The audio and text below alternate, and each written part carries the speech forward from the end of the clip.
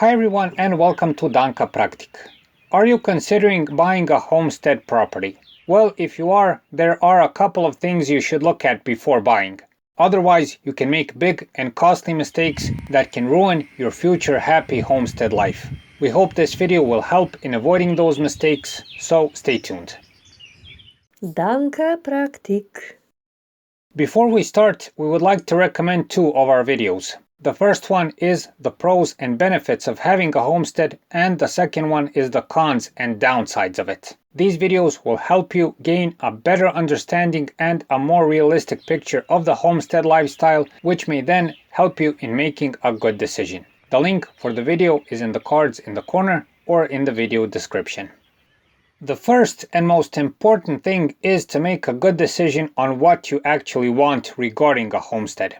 Do you want a homestead for living or for recreational purposes? There's a big difference. If you just want to scratch the surface of homestead life without much work, obligations, to use the land for barbecues, picnics, for a small garden, orchard, or else, then just buy yourself a smaller piece of land, perhaps raise a shed on it, and maybe put a fence around the land. It's as simple as that. But if you want to actually live on a homestead, that's a completely different story. Then you must consider lots of other important factors that we'll talk about now. Just be clear with yourself what you exactly want. Any doubts or later remorse are very bad for living on a homestead. It's bad for work, the motivation, and so on. Next, consider the size of the homestead you want to buy. Again, make this decision based on what you really need. For instance, if you want a recreational homestead, buy a smaller piece of land, as this is less work and maintenance. If you want to live on a homestead without farming, make sure that you have enough land for a comfortable yard and lawn, but also enough land to grow your own food, which is the most important factor. But if you're considering doing some serious farming, like with cows, horses, or else, make sure you have enough land for grazing and pasture, but also for other agriculture to be able to grow crops to feed the animals. The golden rule on this part is, buy only what you need and what you can really maintain. Don't bite more than you can chew. If you do, you'll just eventually become a slave of the property and the whole homesteading lifestyle will become repulsive to you. Another immensely important factor is to choose the location of the homestead. Choose wisely, especially if you plan to live there.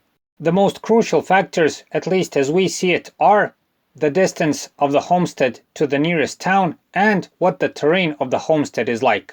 Regarding distance, we would recommend staying as far away from town as possible, but not getting too secluded. Being secluded means that every visit to town is a serious endeavor, especially if you have bad roads to the homestead. Also, if you have kids, driving them to school and various activities will be a big expense and challenge, especially during winter. Regarding the terrain, see if the land is fertile.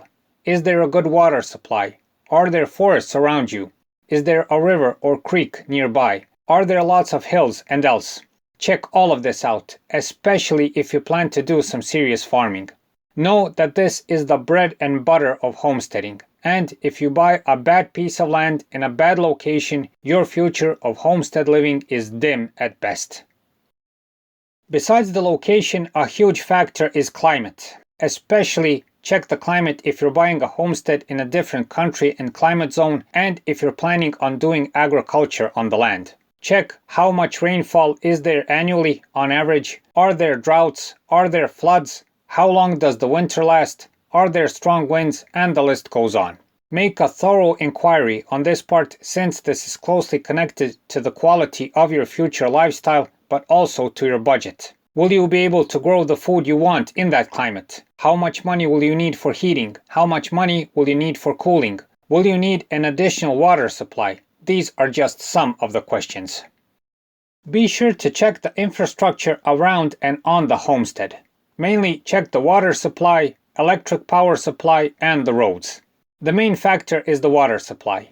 Best do not buy a property without a good solution for the water supply, especially if you're going to live on it. It will be a constant struggle and a huge discomfort. Regarding the power grid, avoid buying a property with an ages-old power grid. We have that problem, and every snow, heavy rain, wind, and else means a power outage. For the roads, of course, asphalt is best, but gravel roads are also acceptable. The more important factor on this part is that the roads are maintained properly and on a regular basis. Trust us, a good infrastructure means the difference between a nice and comfortable homestead living and one that is a struggle. Make sure to check the condition of the house and outbuildings. Even pay an expert if you have to make an assessment of the property, since this is immensely important. If you buy a worn-out house, this means you're in for some very costly repairs and investments. Especially be aware of this if you're getting a bargain price on the homestead. Also, check the outbuildings and can they still be used safely. If not, you're going to have to tear them down and make new ones, which is also a huge expense. There is another golden rule that applies to this. The better the condition of the homestead is at the beginning, the fewer headaches and investments you'll have later. Even if you pay for a good piece of property in the beginning, it is money very well spent. Needless to say, before you make the purchase, make sure that all of the property documentation is in order. In most countries, this is regulated by strict laws, but nevertheless, take a look at the homestead papers. Who was the previous owner or owners? Where are the boundaries of the property? Is everything paid for prior to your purchase? And so on. Make sure everything is crystal clear and according to the law in your country. This is all necessary to avoid getting swindled. On this part, we would highly recommend seeking legal advice and let experts take a look at the papers before actually buying and paying for the property. Our last recommendation on this list is to check out your neighborhood. A neighbor on a homestead is a relative term, since the first one may be miles away, but nevertheless check out, of course in a normal way, who the people are. Especially consider this if your properties border each other and if your houses are closer. Also, pay attention to the mentality of the people you're going to live with and the so-called village politics. Some bad signs would be that all the people around you are relatives and you are the only stranger among them. There is no will from your neighbors to talk and socialize or even help out. You sense intolerance or, God forbid, hostilities and else. In that case, we sincerely recommend not buying that homestead, and this goes double if you plan to live there. However good the property, land, house and purchase price are, with bad neighbors you're in for trouble and problems. It's just a matter of time before it starts. There are also other things to consider, but these are the main factors. If you disregard any of them, you are in danger of making a big mistake.